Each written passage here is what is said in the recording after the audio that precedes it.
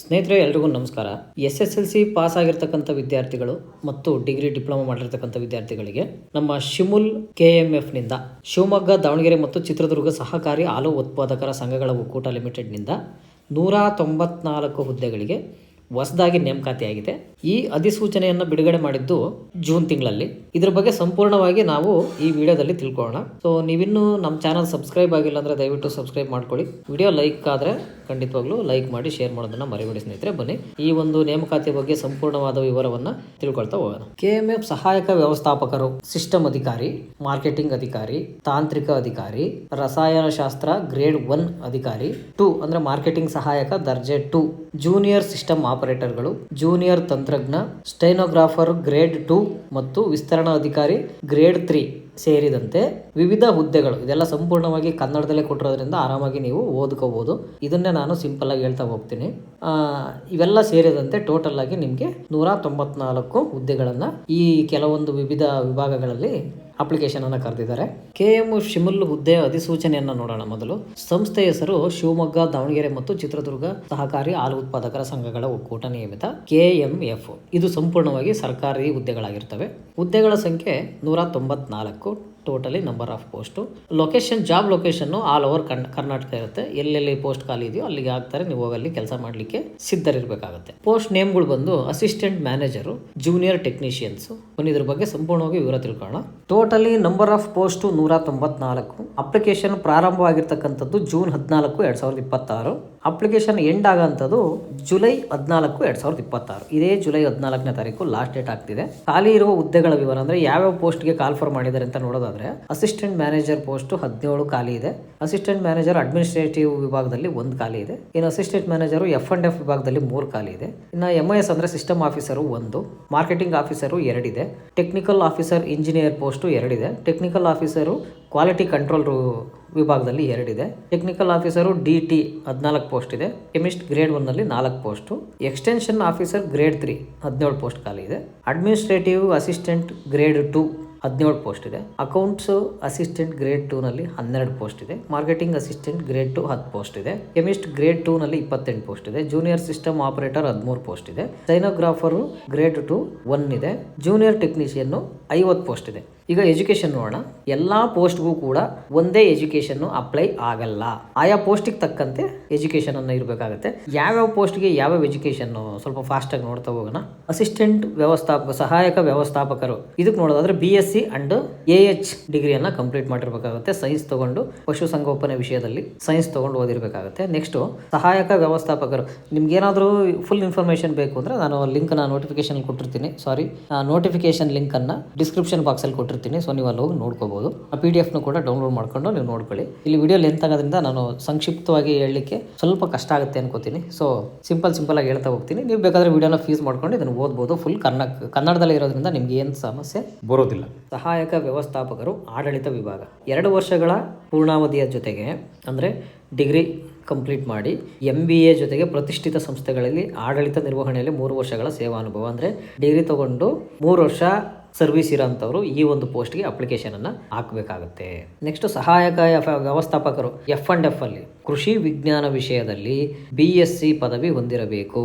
ಅಂದರೆ BSc AG ಆಗಿರ್ತಕ್ಕಂಥವ್ರು ಈ ಒಂದು ಪೋಸ್ಟ್ಗೆ ಅಪ್ಲಿಕೇಶನನ್ನು ಹಾಕ್ಬೋದು. MIS ಅಥವಾ ಸಿಸ್ಟಮ್ ಆಫೀಸರ್ ಯಾವುದೇ ಯೂನಿವರ್ಸಿಟಿನಲ್ಲಿ BE computer science, information science, engineering ಡಿಗ್ರಿಯನ್ನು complete ಮಾಡಿರಬೇಕಾಗುತ್ತೆ.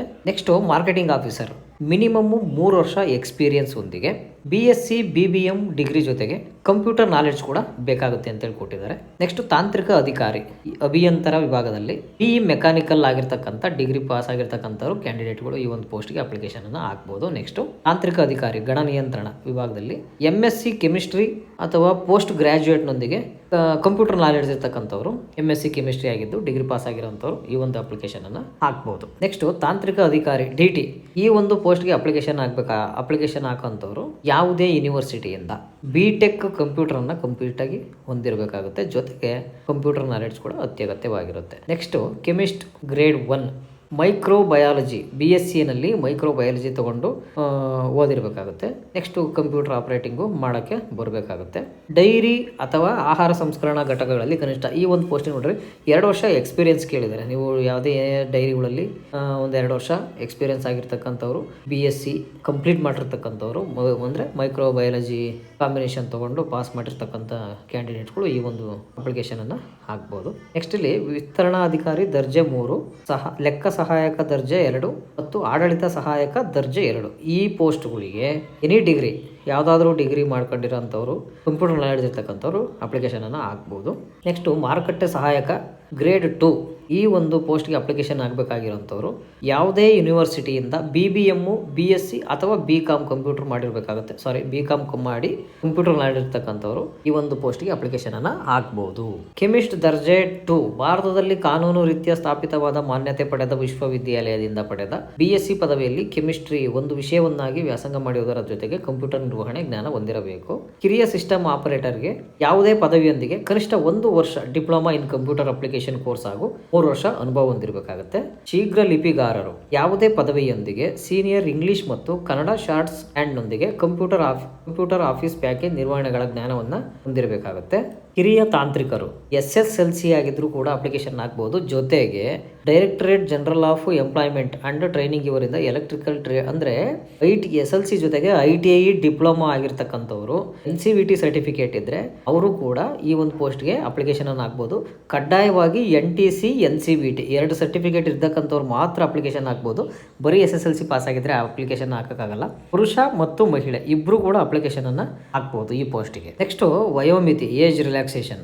Second A, second B, third B ಅಭ್ಯರ್ಥಿಗಳಿಗೆ 3 ವರ್ಷ ಸಡಿಲಿಕೆ, SC ST ಅಭ್ಯರ್ಥಿಗಳಿಗೆ 5 ವರ್ಷ, ಕನಿಷ್ಠ 18ರಿಂದ 35 ವರ್ಷ ಏಜ್ ಆಗಿರಬೇಕು. ಸೊ 5 ವರ್ಷ SC STನವರಿಗೆ ರಿಲ್ಯಾಕ್ಸೇಷನ್ ಕೊಟ್ಟಿದ್ದಾರೆ, 3 ವರ್ಷ ಸೆಕೆಂಡ್ OBCನವ್ರಿಗೆ ಕೊಟ್ಟಿದ್ದಾರೆ. ನೆಕ್ಸ್ಟು ಅರ್ಜಿ ಶುಲ್ಕ ಅಂದರೆ ಪೇಮೆಂಟ್ ನೋಡೋದಾದರೆ OBC ಮತ್ತು ಜನರಲ್ ಅಭ್ಯರ್ಥಿಗಳಿಗೆ 1,000 ರೂಪಾಯಿ ಇರುತ್ತೆ, 500 SC STನವ್ರಿಗೆ ಇರುತ್ತೆ. ಅದನ್ನು ನೆಕ್ಸ್ಟ್ ಪೇಮೆಂಟು ನೋಡೋ ಅವಶ್ಯಕತೆ ಇಲ್ಲ ಅನ್ಕೋತೀನಿ. ಸೊ ಒಂದ್ಸಲ ಓದ್ಕೊಂಬಿಡಿ. ಸಹಾಯಕ ವ್ಯವಸ್ಥಾಪಕ 83,700ರಿಂದ 155 ಇದೆ.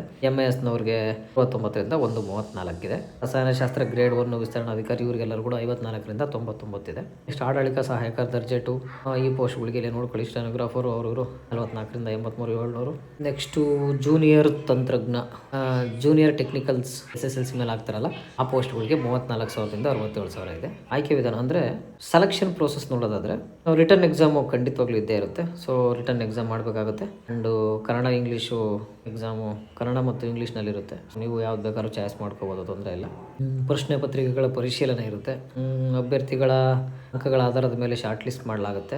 ಕಡ್ಡಾಯವಾಗಿ ಕನ್ನಡ ಪರೀಕ್ಷೆ ಇದ್ದೇ ಇರುತ್ತೆ. ಸೊ ಅದನ್ನು ಈ SDA FDA ಅಪ್ಲಿಕೇಶನ್ ಹಾಕಿರೋರಿಗೆ ಒಂದು ಕನ್ನಡ ಕಡ್ಡಾಯ ಅಂತೇಳಿ ಒಂದು ಎಕ್ಸಾಮ್ ಮಾಡಿರ್ತಾರೆ. ಸೊ ಅವರು ಈ ಪೋಸ್ಟಿಗೆ ಏನಾದರೂ ಅಪ್ಲಿಕೇಶನ್ ಹಾಕೋದಾದರೆ ಸೊ ಅವ್ರಿಗೆ ಆ ಒಂದು ಎಕ್ಸಾಮ್ ಬರೀ ಅವಶ್ಯಕತೆ ಇರಲ್ಲ. ನೇರವಾಗಿ ಅವರು ಅಪ್ಲಿಕೇಶನನ್ನು ಹಾಕಿ ಡೈರೆಕ್ಟು ಪೋಸ್ಟಿಗೆ ಸಂಬಂಧಪಟ್ಟಂತೆ ಎಕ್ಸಾಮ್ ಬರೀಬೇಕು. ಹೊಸಬರಾಗಿದ್ದರೆ ಕನ್ನಡ ಮಸ್ಟ್ ಆ್ಯಂಡ್ ಶುಡ್ ಇರುತ್ತೆ, ಕಡ್ಡಾಯ ಪರೀಕ್ಷೆ. ಅದನ್ನು ಪಾಸ್ ಮಾಡಿ ಆದಮೇಲೆ 2 ಎಕ್ಸಾಮ್ ಇರುತ್ತೆ, ಇದನ್ನು ಮಾಡಬೇಕಾಗುತ್ತೆ. ಅಪ್ಲಿಕೇಶನ್ ಹೇಗೆ ಹಾಕೋದು ಅಂತ ನೋಡೋದಾದರೆ ಮೊದಲು KMF ಶಿಮುಲ್ ನೇಮಕಾತಿ ಅಧಿಸೂಚನೆ 2025 ಈ ಒಂದು ಅಡ್ವರ್ಟೈಸ್ಮೆಂಟನ್ನು ಸಂಪೂರ್ಣವಾಗಿ ನೀವು ಓದ್ಕೋಬೇಕಾಗುತ್ತೆ. ಜೊತೆಗೆ ನಿಮ್ಮ ಎಲಿಜಿಬಿಲಿಟಿಯನ್ನು ಚೆಕ್ ಮಾಡ್ಕೋಬೇಕಾಗುತ್ತೆ. ಕನ್ಫರ್ಮಾಗಿ ಚೆಕ್ ಮಾಡಿಕೊಂಡು ಯಾವ್ಯಾವ ಪೋಸ್ಟ್ಗೆ ಯಾವ್ಯಾವ ಎಲಿಜಿಬಲ್, ನೀವು ಯಾವ ಪೋಸ್ಟಿಗೆ ಎಲಿಜಿಬಲ್ ಇದ್ದೀರಿ ಅಂತ ತಿಳ್ಕೊಂಡಾದ್ಮೇಲೆ ಡಾಕ್ಯುಮೆಂಟು ಜೊತೆಲಿ ಇಟ್ಕೊಂಡು ಅಪ್ಲಿಕೇಶನನ್ನು ಸ್ಟಾರ್ಟ್ ಮಾಡಬೇಕಾಗುತ್ತೆ. ಮೊದಲು ನಿಮ್ಮ ಮೊಬೈಲು ಮತ್ತು ಇಮೇಲ್ ID ಕರೆಕ್ಟಾಗಿದೆಯಾ ನೋಡಿಕೊಂಡು ID proof, age proof, education details, resume and experience letter ಇವೆಲ್ಲವೂ ರೆಡಿಯಾಗಿ ಇಟ್ಕೋಬೇಕಾಗುತ್ತೆ. ಇಷ್ಟು ಡಾಕ್ಯುಮೆಂಟ್ ಬೇಕಾಗುತ್ತೆ, ಜೊತೆ ಕ್ಯಾಸ್ಟು ಇನ್ಕಮು. ನೆಕ್ಸ್ಟ್ ಏನು ಮಾಡ್ಬೇಕು ನೀವು, KMF ಶಿಮುಲ್ ಅಪ್ಲೈ ಆನ್ಲೈನ್ ನಾವು ಒಂದು ಅಪ್ಲಿಕೇಶನ್ KMF ಅಪ್ಲಿಕೇಶನನ್ನು ಓಪನ್ ಮಾಡಿಕೊಂಡು ಅದರಲ್ಲಿ ಅಪ್ಲೈ ಆನ್ಲೈನ್ ಬಟನ್ ಮೇಲೆ ಕ್ಲಿಕ್ ಮಾಡಿ KMF Shimul online application form ಅನ್ನೋ ಒಂದು ಲಿಂಕನ್ನು ಕ್ಲಿಕ್ ಮಾಡಿ ನಿಮ್ಮ ಡೀಟೇಲ್ಸ್ ಎಲ್ಲವನ್ನು ಎಂಟ್ರಿ ಮಾಡಿ ನಿಮ್ಮದೊಂದು Gmail ID ಮೊಬೈಲ್ ನಂಬರನ್ನು ಹಾಕಿ ಲಾಗಿನ್ ಆಗಿ ನಂತರ ನಿಮ್ಮ ಡಾಕ್ಯುಮೆಂಟ್ಸ್ಗಳನ್ನು ಸ್ಕ್ಯಾನ್ ಮಾಡಿ ವಿತ್ ಪಾಸ್ಪೋರ್ಟ್ ಸೈಜ್ ಫೋಟೋ ಜೊತೆ ಅಪ್ಲೋಡ್ ಮಾಡಬೇಕಾಗುತ್ತೆ. ನಂತರ ಪೇಮೆಂಟನ್ನು ಕಂಪ್ಲೀಟ್ ಮಾಡಬೇಕಾಗುತ್ತೆ. ಪೇಮೆಂಟ್ ಕಂಪ್ಲೀಟ್ ಮಾಡಿ ಆದಮೇಲೆ ಸಬ್ಮಿಟ್ ಬಟನನ್ನು ಕ್ಲಿಕ್ ಮಾಡಿ ಸಬ್ಮಿಟನ್ನು ಮಾಡಿ ಆ ಒಂದು ಅಪ್ಲಿಕೇಶನನ್ನು ಡೌನ್ಲೋಡ್ ಮಾಡಿ ಇಟ್ಕೋಬೇಕಾಗುತ್ತೆ. ಇದು ಅಪ್ಲಿಕೇಶನ್ ಹಾಕೋ ಪ್ರೋಸೆಸ್. ಅಪ್ಲಿಕೇಶನ್ ಹಾಕೋ ಡೇಟ್ ನೋಡೋಣ.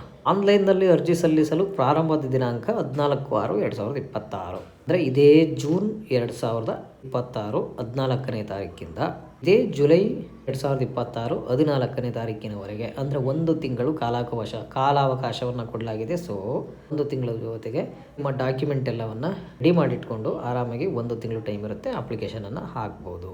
ಹೆಚ್ಚಿನ ಮಾಹಿತಿಗೆ ಮತ್ತು ನೇರ ಲಿಂಕಿಗಾಗಿ KMF ಶಿಮುಲ್ ಅಧಿಕೃತ ವೆಬ್ಸೈಟ್ ಪರಿಶೀಲಿಸಲು ಅಭ್ಯರ್ಥಿಗಳಿಗೆ ಒಂದು ಸಲಹೆಯನ್ನು ನೀಡಲಾಗಿದೆ. ಸೊ ನೀವು KMF ಅಲ್ಲಿ ಶಿಮುಲ್ ಅಂದರೆ ದಾವಣಗೆರೆ, ಚಿತ್ರದುರ್ಗ ಮತ್ತು ಶಿವಮೊಗ್ಗ ಈ ಒಂದು ಹಾಲು ಒಕ್ಕೂಟಗಳ ನಿಗಮ ನಿಯಮಿತ ಏನಿದೆ ಈ ಒಂದು ವೆಬ್ಸೈಟ್ ಒಳಗೆ ನೀವು ಎಂಟ್ರಾಗಿ ಹೊಸ ನೇಮಕಾತಿ 194 ಪೋಸ್ಟಿಂದು ಹೊಸ ನೇಮಕಾತಿಯನ್ನು ಕ್ಲಿಕ್ ಮಾಡಿ ನಂತರ ಅಪ್ಲಿಕೇಶನನ್ನು ಹಾಕಿ. ಲಿಂಕು ನಮ್ಮ ಡಿಸ್ಕ್ರಿಪ್ಷನ್ ಬಾಕ್ಸ್ನಲ್ಲಿ ಲಭ್ಯ ಇರುತ್ತೆ. ಇನ್ನೂ ಹೆಚ್ಚಿನ ಮಾಹಿತಿ ಬೇಕು ಅಂದರೆ ಕಮೆಂಟ್ ಮಾಡಿ. ಜೊತೆಗೆ ನಮ್ಮ ಟೆಲಿಗ್ರಾಮ್ ಗ್ರೂಪಿಗೆ ಜಾಯಿನ್ ಆಗಿ ಅಪ್ಲಿಕೇಶನ್ ಹಾಕುವ ಡೈರೆಕ್ಟ್ ಲಿಂಕು ಮತ್ತು ಅಪ್ಲಿಕೇಶನಿಗೆ ಸಂಬಂಧಪಟ್ಟಂಥ PDF ಎರಡೂ ಕೂಡ ನಮ್ಮ ಟೆಲಿಗ್ರಾಮಲ್ಲಿ ಲಭ್ಯ ಇರುತ್ತೆ. ಎಲ್ರಿಗೂ ಒಳ್ಳೆಯದಾಗಲಿ. ನಮಸ್ಕಾರ.